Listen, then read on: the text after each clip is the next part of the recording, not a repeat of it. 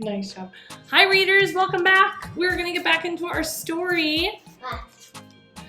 We are now facing what we know in Chicago very well to be a very tough season, the winter. And Roz, as we know, has not faced a winter before. She's living in the wild after all.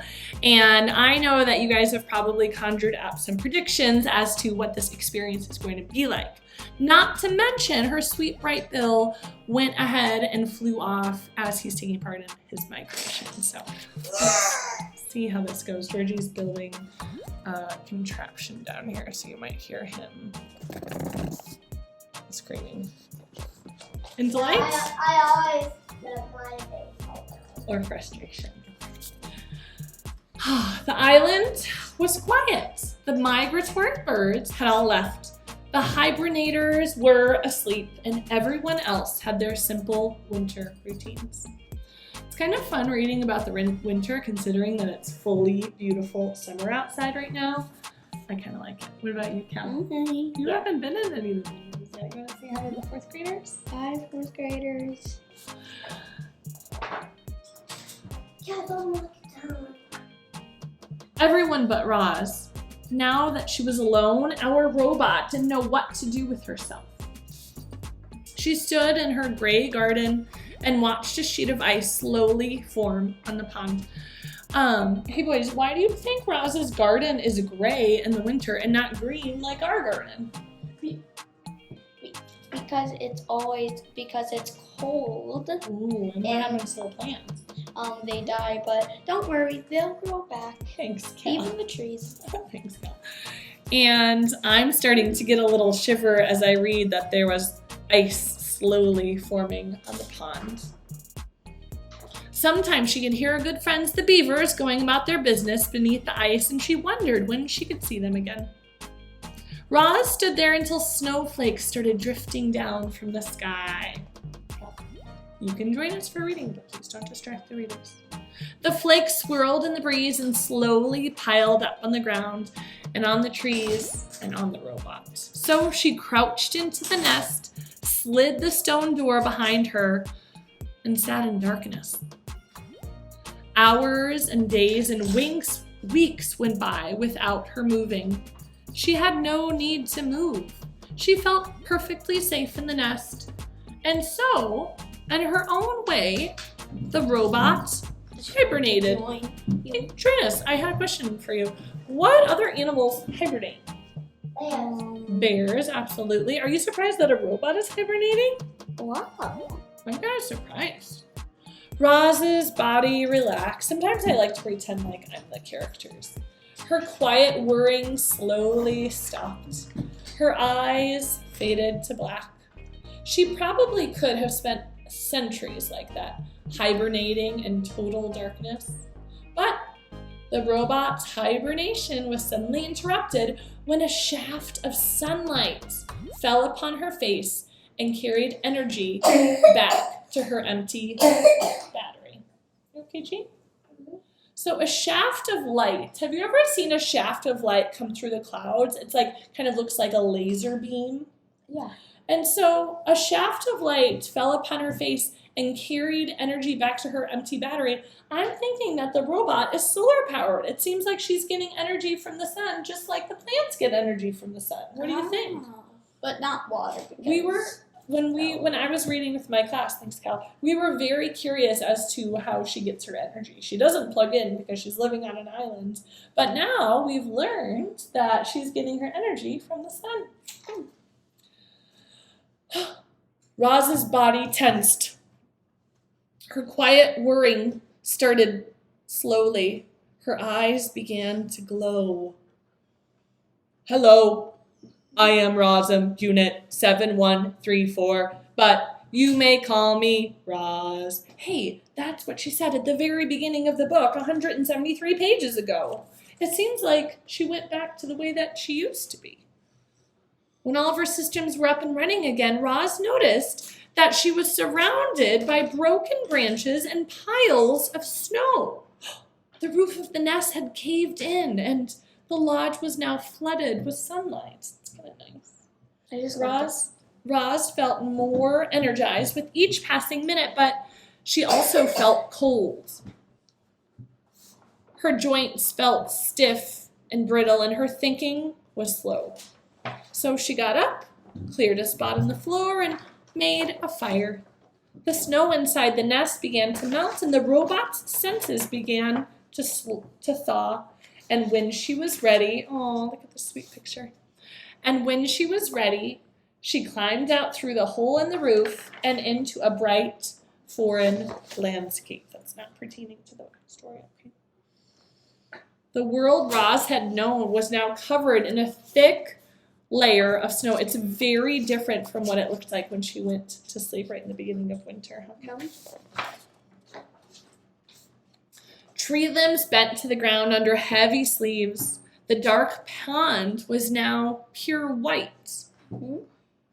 That confuses my brain. Why is the dark pond now white? Is it filled with milk? No. It's because of the snow. Oh. The snow falls down in there and makes it like white. Thank you.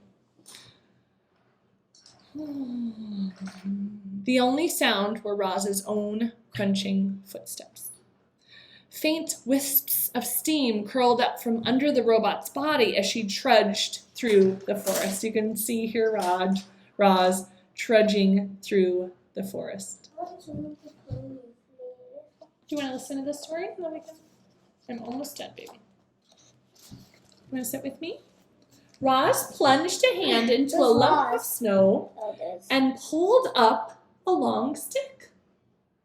She snapped it in half and flung both pieces next to the nest.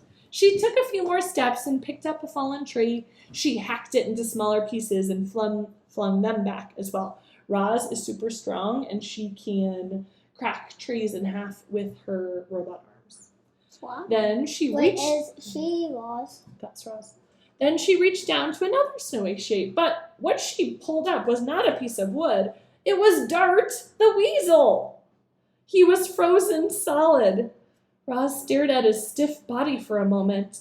Then she decided it was best to leave the poor thing where he was. What? Poor guy. He became a popsicle. No, thank you, Charlie. No, thank you.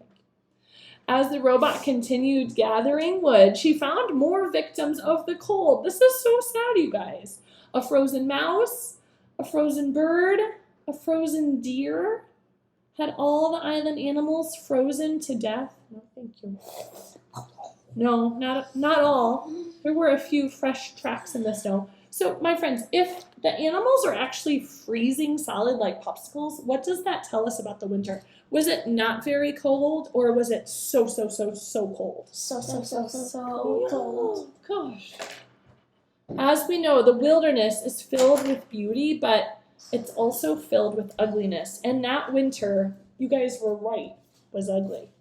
A devastating cold front had swept down from the north and brought dangerous temperatures and huge amounts of snow. The animals had prepared for winter, but nothing could have prepared the weaker ones for those long nights. When the temperature plummeted and the wind whipped over the island, Roz returned to the nest where the fire had melted the interior snow to a muddy soup. So she took a minute to warm her body by the flames, and then she began the repairs. We're right here. She patched up the hole in the dome with a lattice work of branches before adding a layer of mud and leaves. And soon the repairs were complete. She's so clever. But another snowfall might cave in the nest all over again. So Roz decided to keep a fire going day and night to prevent snow from building on the roof. Careful, baby. No, thank you. It's not even hurting. Ouchie, ouchie. No, thank you. The robot brought in load after load. It's a lot of work. Of firewood, and each time she went outside, she was reminded of the frozen weasel and the mouse and the bird and the deer. She's very empathetic. She really worries about her friends on the island. How many other frozen animals had hidden beneath the snow? Before going in for the night, she called out to whoever was listening. Animals of the island! Hello. You do not have to freeze. Join me in my lodge, where it is safe and warm. So here we have, and that is the end of the chapter, the winter. The next chapter is going to be chapter 55, and it's called The Lodgers. So at the close of this chapter 54, readers, we see Roz showing us again who she is. We know, and so the way that we can describe who characters are, of course, that's called character traits. But we know that we can learn about characters through their actions, through their thoughts, and through what they're saying. So now, is it all like black and white and gray? Except for the cover. So now Roz is shouting out. Yeah, there's some pink. A little pink on the cover. She's shouting out to the entire island after finding those frozen animals, and she's so worried for them. She's very sad that they have died. Even there's green. There's a little bit of green on the island. That must have been in the spring or summer. Georgie is analyzing the cover of the book. So now Roz has shouted out across the island for any animals that can hear her to seek shelter in the nest so that they don't have to suffer the same fate as the poor weasel that was frozen and the mouse and the deer. So again, we are seeing that Roz is a very compassionate robot. Can you play with me with Dum-Dum? Let's say goodbye to the readers. Bye. So thank you for reading with us. Thanks for keeping up with Don't forget to subscribe. Thanks for keeping up with George and all of his questions. Please come back tomorrow and we will read about what kind of shenanigans are going on in the lodge now that Roz has invited the whole forest to join her. So until next time, I love you. I love you. Please read another book and maybe play outside in the sunshine. That's what we're going to do in a little bit, right? Oh, and Georgie wants to say, don't forget to subscribe and like. But you know, I don't really worry about that. Yeah. I love you guys. We'll read with you again soon.